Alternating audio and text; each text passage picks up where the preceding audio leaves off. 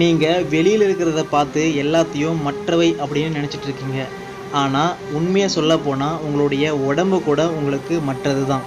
எப்படி அப்படின்னா, இந்த உடல் வந்து ஒரு நாளைக்கு மண்ணுக்கிட்ட போயிடும். அந்த மண்ணோட ஒரு பகுதி தான் உங்களுடைய உடம்பு.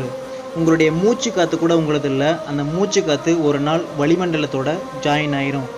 எல்லாமே இங்கே நீங்கள் ஒரு குறிப்பிட்ட காலத்துக்கு வாடகைக்கு எடுத்துகிட்டு வந்திருக்கிறதா நீங்கள் நினச்சிக்கிங்க. எதுவுமே உங்களது இல்லை.